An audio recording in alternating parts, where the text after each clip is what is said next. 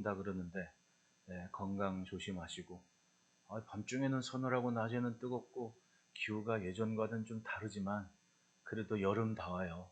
그래도 건강 조심하시기를 바랍니다. 제가 결혼을 하고 한 1년 조금 지났을 때 아내가 임신을 했습니다.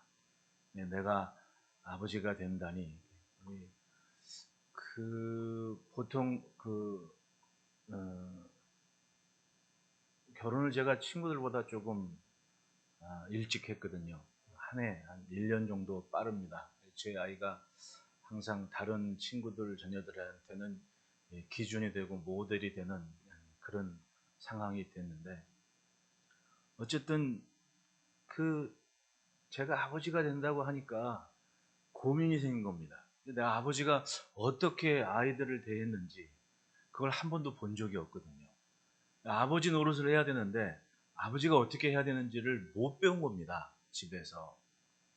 그래서 책도 읽고 뭐 여러 가지 뭐 제3의 멘토들을 찾아 막 좀 고민을 하고 갈등을 했던 시기가 있었습니다.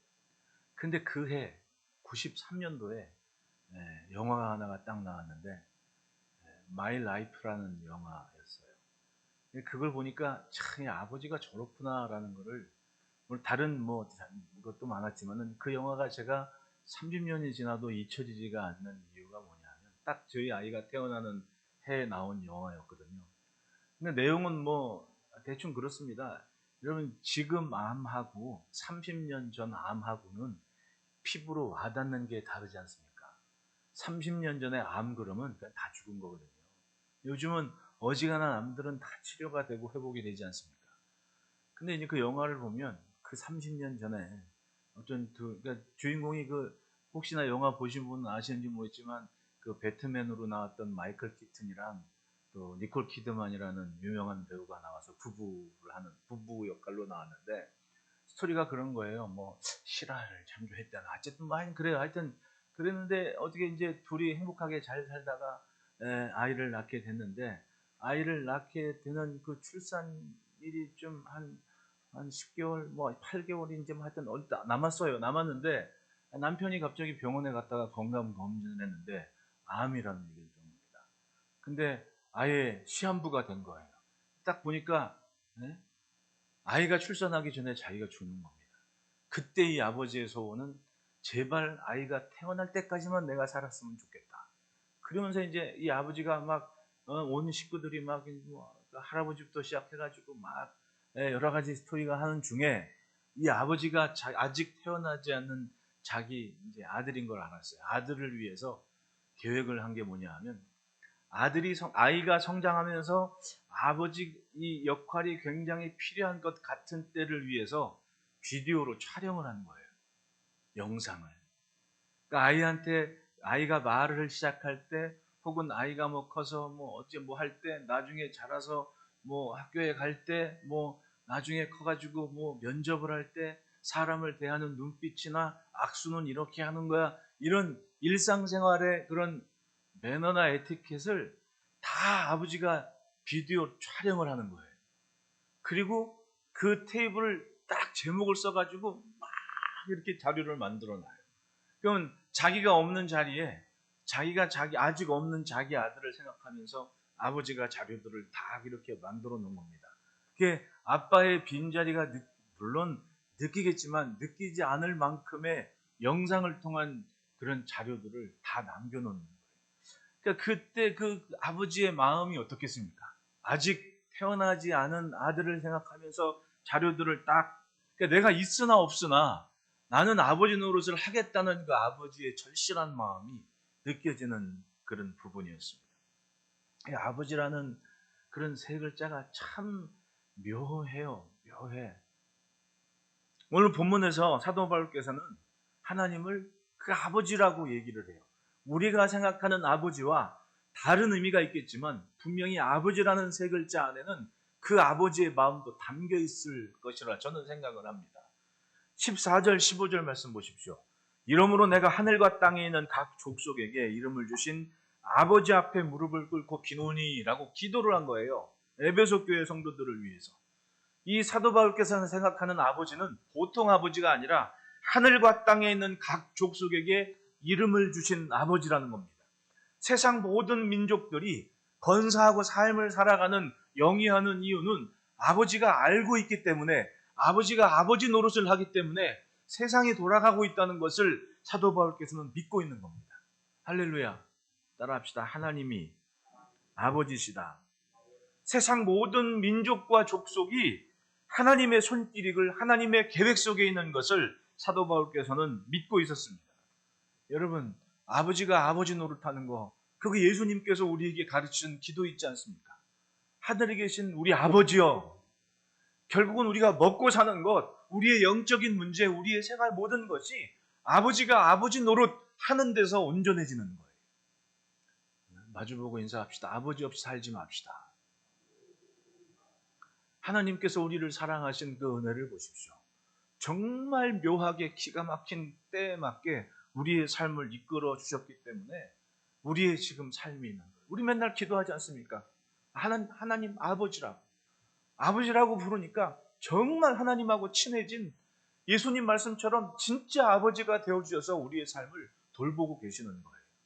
그러니까 그 아버지는 딱 알맞게 우리의 필요한 것을 공급하시고 우리의 길을 인도하시는 거예요.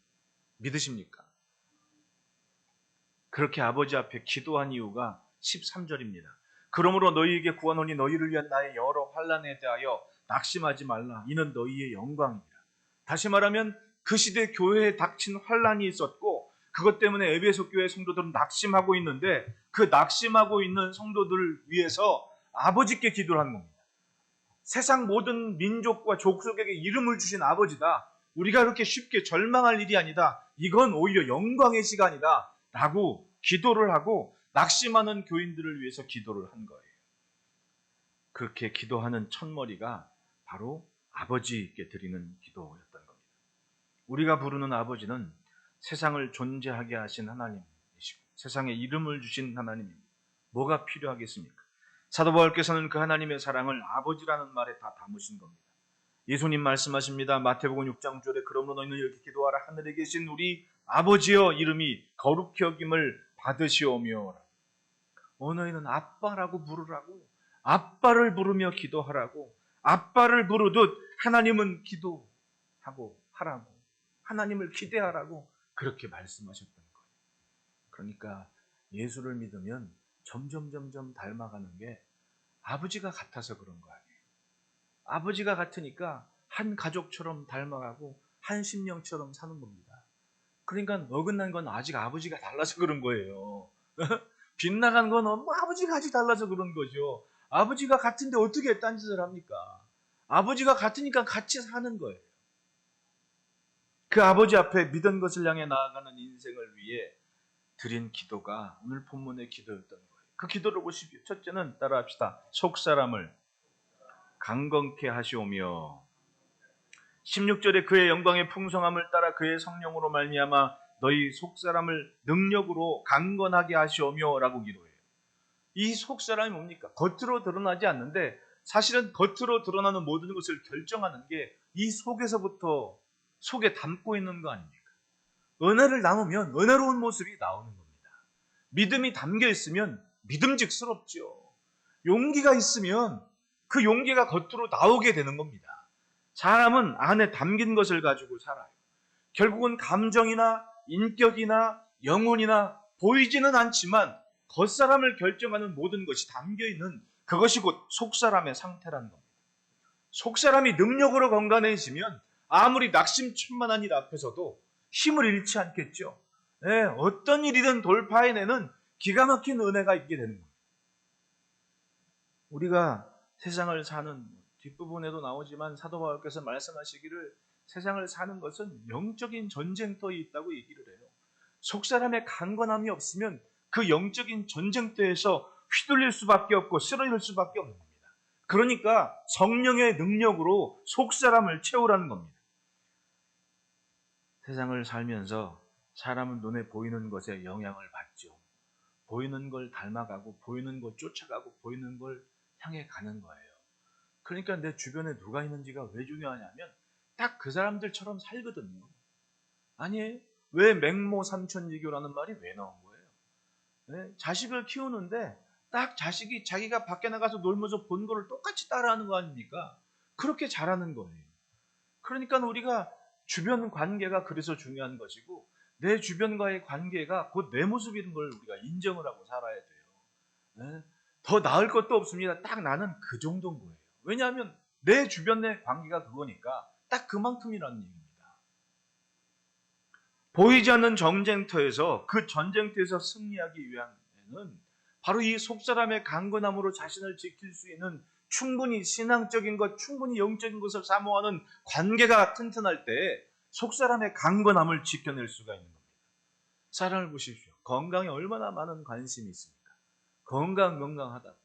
내가 이제 뭐 교육자 수로 내고 뭐 하면 이제 그 동남아시아 뭐 베트남이니 뭐 말레이시아니 뭐 이런 데 가지 않습니까?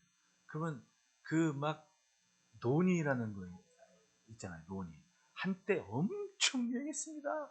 홈쇼핑에서 막 나와가지고 논이 주스 사라고 막 선전, 그거 먹으면 막 만병통치약 깎고 막 불로장생에 막 가지고 그냥, 그 논이가 막 엄청 유행한 거예요. 그런 어떤 분들은 그거 가면 굳이 안 사도 되는데 그걸 딱 듣더니 막 뭐 관절염에도 좋고 뭐 암 걸리지도 않았는데 암에도 좋고 이미 이 사람은 암 환자가 된 것처럼 그냥 암에도 좋아? 그럼 멀쩡한 사람이 그걸 막 산단 말입니다. 산다고 막 몇십만 원 주고 사. 사실은 몇만 원도 안 하는 걸 막 몇십만 원 주고 막. 지난달인가 몇 달 전에 뉴스 나왔잖아요. 그 논의에서 발암물질이 발견됐다고. 그럼 사람들은 뭐 검증되지 않고 누가 좋다 그러면 그냥 막 몸에 좋다 그러면 그냥 막 흡수를 합니다. 그러면 과연 내 속사람의 강건함을 위해서는 무엇을 그리 사모하는지 한 번은 생각해 봐야 될 거 아닙니까? 내 속사람의 강건함, 그것을 지키기 위해서 무엇을 내가 놓치지를 말아야 하는지 그건 우리가 인식하고 한 번이라는 생각을 해야 될 거 아닙니까? 우리 집사님 기도를 했지만은 그 예배, 내 속사람을 지키기 위한 예배의 간절함을 놓치지 않는 뚝심은 가져야 될 거예요. 그게 바로 속사람의 강건함이죠. 겉은 분명히 후패하게 됩니다. 그러나 속사람은 하나님 앞까지 가는 거야. 내가 하나님 앞까지 갈 게 뭐가 있냐? 네? 어떤 연예인이 제가 좀 좋아하는, 그래도 어릴 적엔 몰랐는데 나이가 들어가면서 저 사람이 왜 저렇게 하는지 그걸 이해를 하니까 아주 정이 확 가더라고요.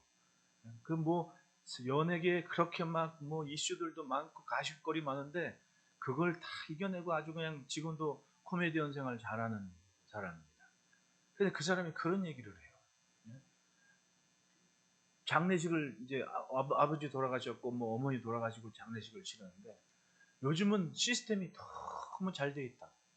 너무 잘 돼 있으니까 제가 옛날에 우리 여기 신권사님 앉아 계시지만 유동기 집사님 돌아가셨을 때마다 또 벽지화장터에 가면요 화장도 화구가 모자라 가지고 하루 시간 엄청 걸렸습니다.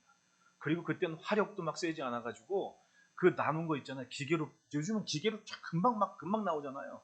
그때는 절구통해 갖고 이걸 빻어요. 이렇게 뒷곁에 가가지고.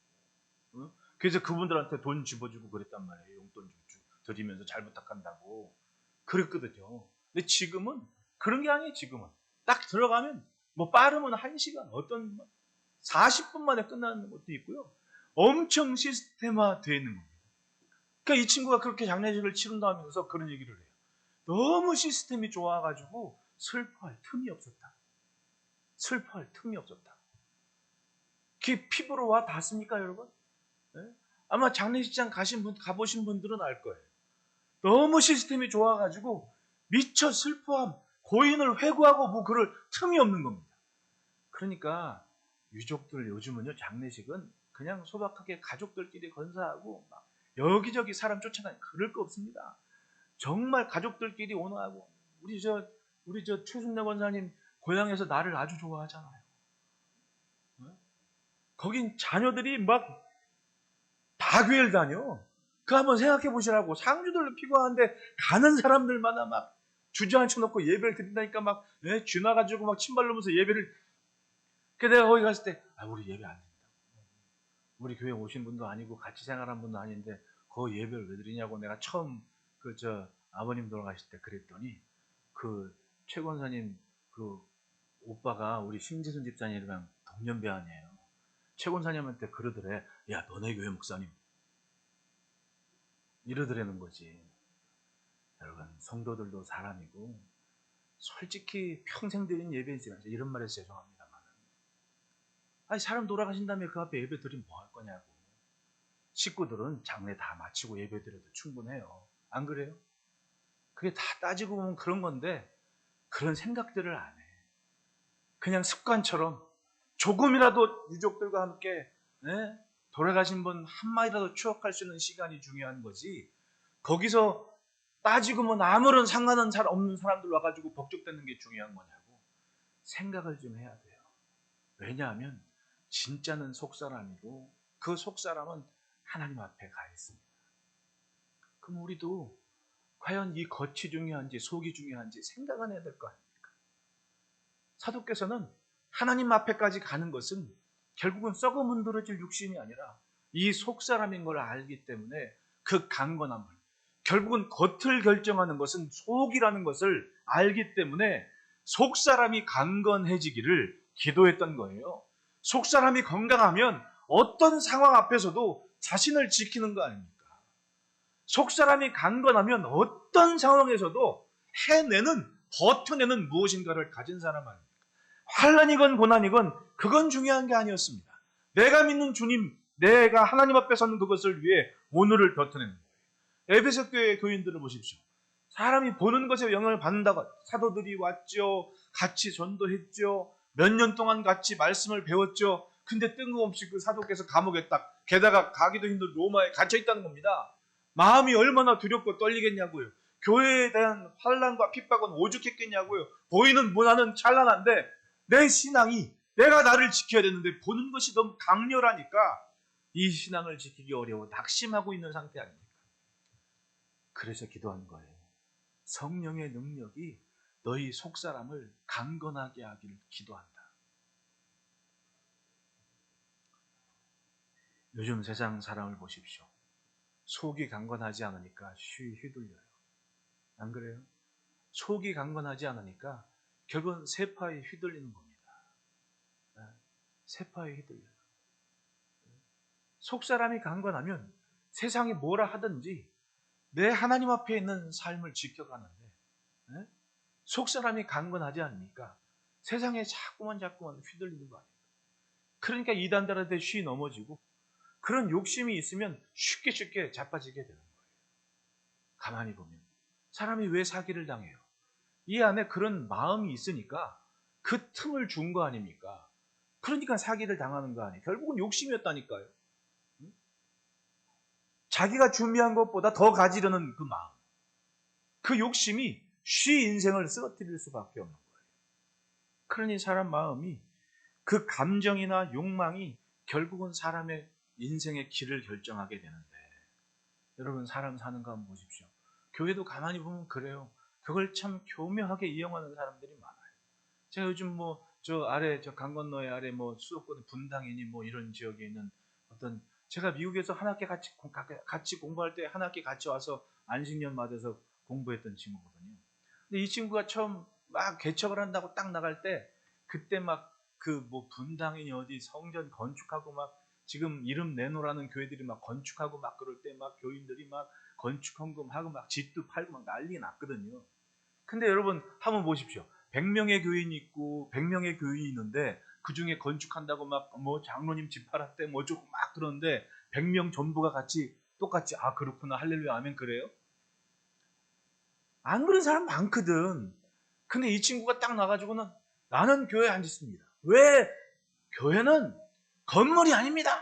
얘기했더니 사람들이 올라당해가지고 할렐루야 그럼 다 몰려간 거야. 그리고 교인들이 그 동네 이제 시험 들었던 좀 그 뜻을 같이 하는 사람들이 결국 거기다 몰려있는 거야. 그리고 교회가 순식간에 3,000명 넘어갔단 말이야. 그럼 이 사람은 뭐 해야 돼? 지금 모인 사람들의 성향이 그런 사람들이니까 어떻게 돼요? 계속해서 기존 교회나 기존 목사들에 대한 안 좋은 얘기들을 자꾸만 끄집어내면서 비판을 해야 여기 있는 청중이 만족을 하거든. 근데 계속 그런 식으로 목회를 해온 거야. 여적 그래. 과연 그게 건강한 모습이겠냐? 거기 앉아있는 모든 사람들은 대한민국 교회들은 다 이상한 교회들이고 자기 교회는 아주 제대로. 그게 과연 성경적이겠습니까? 성경에서는 여기나 저기나 다 주님의 몸이라고 말하고 있는데 굳이 안 그래도 될 것을 끄집어내서 목사들만 알고 있는 아픔을 굳이 성도들까지 알게 해서 차별성을 갖도록 만들었다는 거예요. 세상으로 얘기하면 귀족의식을 갖게 만들었어요. 과연 그게 주님의 교회의 모습이겠냐. 이런 모습 보면 이 카톨릭보다 더 못한 거예요. 가만히. 카톨릭은 뭔 이슈가 나오면 사회구조 태스크포스라고 하잖아요. 언론 전담팀이 그 관련된 일간지, 신문, 기자, 보도국장 다 접촉을 해가지고 교회에 대한 안 좋은 얘기는 자꾸 덮어서 아픔을 갖고 갈 것은 사제들의 몫이고 성도들에게는 하나님의 은혜를 끼치게 하는 본연의 교회에 대한 모습을 지켜가려는 자구책은 갖고 있어요. 근데 가만히 보면 그 삐딱한 알량한 그 마음 가지고는 온 교회들을, 세상 교회들을 다 난도질을 하는 모습을 보니까 아픈 겁니다. 과연 이게 아버지가 같은가? 이 사람들이 참 이 속이 삐딱하면요 사는 것도 삐딱할 수밖에 없어요. 가만히 보면 뉴스를 딱 보잖아요. 뉴스를 딱 보면 어떤 일이 있으면 인터넷에 막 댓글을 달아요. 그러면 내 기준은 그러더라고. 일하기 바쁘고 살기 힘든 사람들이 그 뉴스 봤다고 해서 거기다 댓글 달아요? 10명 중에 댓글 다는 사람은 한 명이 있을까 말까요, 내 주변에. 내 주변에는 뉴스 보고 이런 비판할 때 같이 막 댓글 달고 있는 사람 없더라고. 그러면 대한민국의 평범한 사람들은 결국은 댓글 다는 사람들이 얼마 없다는 얘기 아닙니까? 그럼 그 다는 사람들은 뭐예요? 뚜렷한 사명감을 가지고 다는데 건전한 이야기가 아니야. 동의하거나 비판하거나 건전한 반론을 얘기하는 것도 아니고 들이다 욕만 하고 앉아있더라고. 그럼 이 사람의 성품과 심리가 과연 정상이라고 생각됩니까? 내 기준에는 지금 비정상 같은 거예요. 왜냐하면 이게 다 속사람의 문제 아닙니까? 속사람이 삐딱하니까 결국은 대하는 모든 것들이 어긋나고 삐딱할 수밖에 없는 거예요. 그런데 하나님을 향하는 예배가 또 심령에 하나님의 성령의 은혜가 충만하면 그런 속사람이 어떻게 됩니까? 신기하게도 아버지를 닮아가는 모습이 있다니까요. 그러니까 세상에 휘둘리는 게 아닙니다.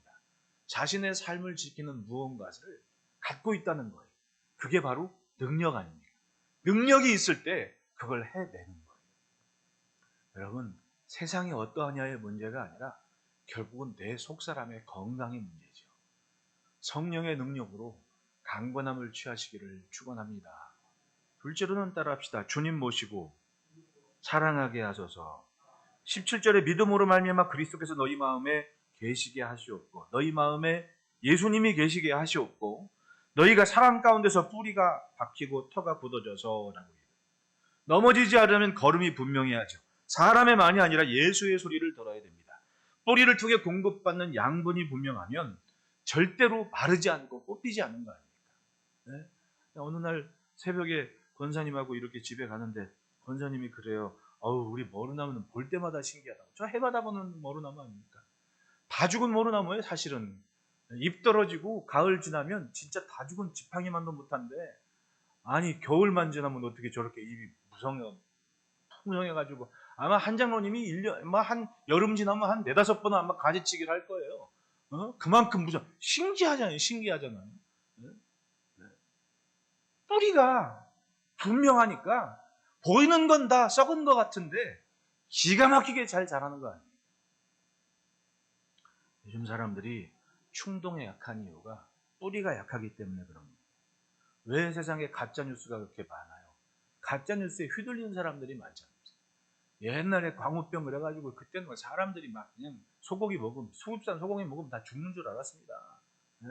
그러니까 그때 당시 대통령이, 전직 대통령이 난 소고기 먹는다고 막 그러면 당신은 살 날이 얼마 남지 않았냐고 막 그런 얘기 해가면서 아주 그냥 할 말 못할 말 다 해가면서 난리를 쳤다고. 어? 근데 그렇게 휘둘린 사람은 도대체 뭐냐? 그 사람들 다 어디 가서 있냐? 다 가짜뉴스에 확인되지 않은, 본인이 직접 뭘 해서 하려고 그러질 않아. 그 작업이 귀찮으니까. 응? 그걸 근본적인 이유와 원리를 찾아서 고민하는 이 박사님들이 괜히 박사님입니까? 그걸 해낸 거 아니에요. 근데 사람들이 그걸 안 하려고 그래. 힘드니까. 그리고 어떻게, 누가 이랬대? 그래? 그리고 뭐? 난리를 치는 겁니다. 다 그게 가짜뉴스에 휘둘리는 사람들 공통점 아닙니까? 뭔가 자신이 뉴스를 접했을 때 본인이 연구를 하고 찾아가지고 자료를 수집해서 사실은 이런데? 라고 얘기하질 않아요. 왜냐하면 그건 복잡하니까 그래? 그리고는 옮기는 겁니다. 논문 베끼는 거랑 똑같은 거예요. 따지고 보면. 누가 이랬대? 대다수의 사람들이 그렇게 휘둘리는 겁니다. 사실 여부가 중요하지 않아요. 누가 이랬대? 그걸 쫙 옮기는 겁니다. 그리고 어떻게 돼요? 나라까지 시끄러워지는 거예요. 바꿔 말하면 세상의 영이 마음만 먹으면 사람들은 쉽게 휘둘 수가 있다는 거예요. 왜? 뿌리가 다르기 때문에. 왜 사도 바울께서 예수님의 사랑 가운데 뿌리가 박히고 터가 굳어지라고 얘기합니까? 마른 막대기 같아도 터가 굳어지고 뿌리가 분명하면 살거든요. 열매가 있거든요. 그게 분명하지 않으니까 바람에 휘둘리고 떨어지고 날아가고 뽑히는 거예요. 뿌리가 약하면요, 5m, 10m 돼도 필요 없습니다. 바람 불면 다 뽑히는 거예요. 종종 제가 말씀드리지 않습니까? 제 미국의 제 학교 정원에 야자수 같은 게 딱 보면 거의 한 10m 되는 야자 쫙쫙 가 있거든요. 평상시에 바람 한 번 안 불어요. 근데 어쩌다 지나가는 태풍 하나면 아주 온 도시가 그냥 쑥대밭 나고 이쑤시개 뽑히듯 나무가 여기저기 쓰러지는 겁니다. 이렇게 두꺼운 나무. 왜냐하면 높이는 10m인데 뿌리는 1m도 안 돼. 그냥 휙 뽑히는 겁니다. 얼마나 우습습니까?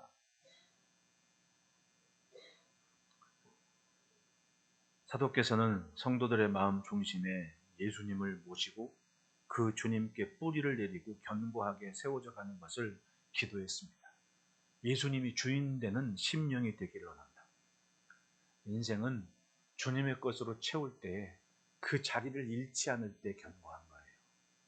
우리가 매일 유용하게 사용하는 휴대폰 보십시오. 요즘은 개인 전화가 발전하니까 이제는 어지간히 집 전화 같은 거, 유선 전화 거의 안 쓰지 않습니까?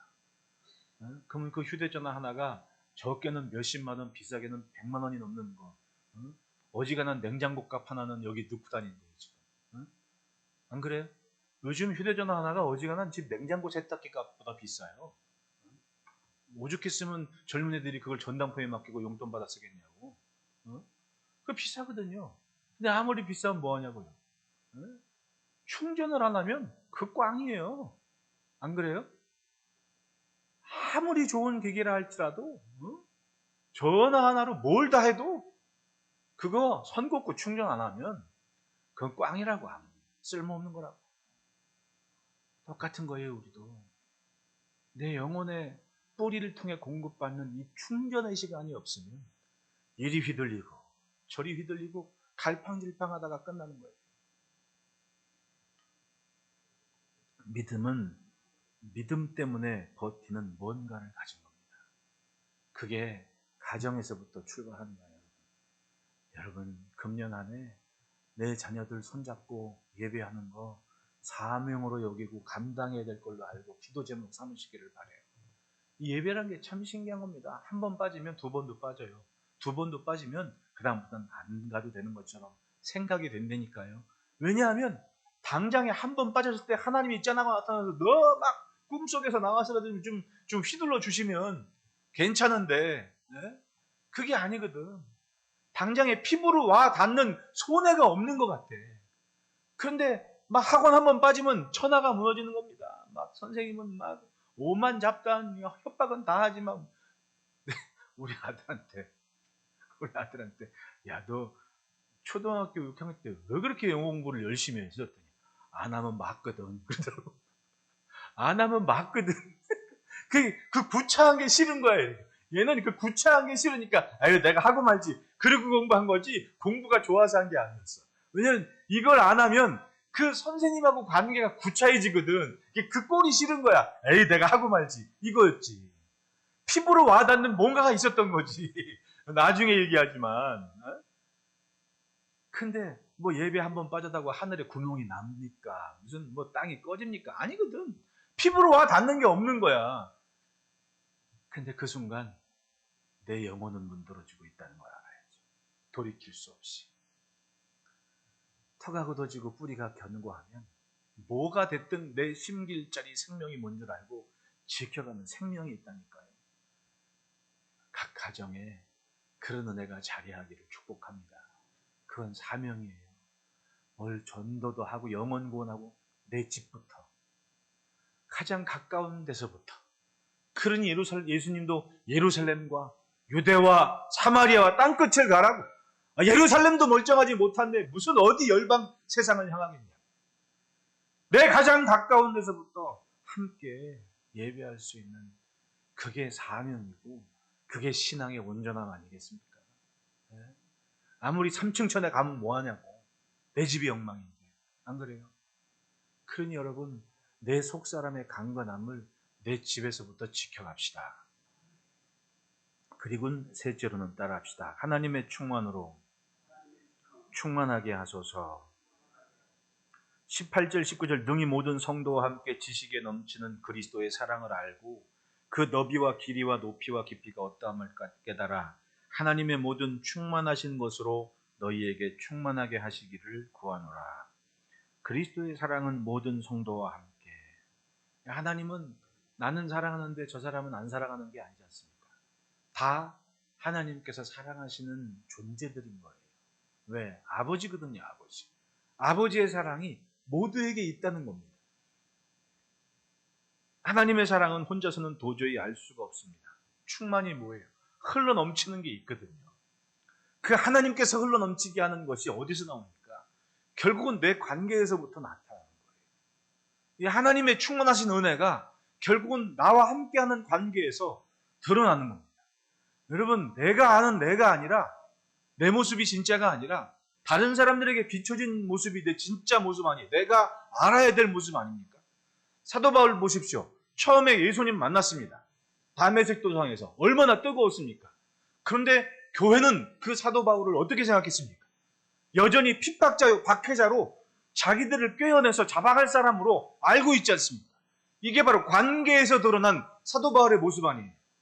그리고 사도 바울은 죽자고 막 열심히 하려지만 안 돼가지고 어떻게 합니까? 아라비아로 3년 갔다 오지 않습니까? 그동안 뭘 합니까? 갈구 연마하면서 자기 자신이 교회 안에서 어떠한 존재인지 드러나기 위한 자기 연단의 과정이 있었던 거예요. 내가 뜨겁다고 모든 사람이 내 뜨거움을 아는 건 아니지 않습니까? 교회가 이 사람을 인정하지 못했던 거예요. 아무리 대단해도. 그 교회 안에서 자신의 존재감이 입증되기 위해서 10년 넘는 세월 자기 연단의 과정을 가졌다는 거 아닙니까? 이걸 인정해야지. 결국은 충만은 관계에서부터 드러나는 거예요. 하나님 아버지의 충만이 어떻게 드러납니까? 내 관계에서부터 드러나는 거예요. 여러분, 옆 사람을 한 2초만 쳐다보십시오. 바로 그분 눈동자에 내 진짜 모습이 있는 거예요. 네.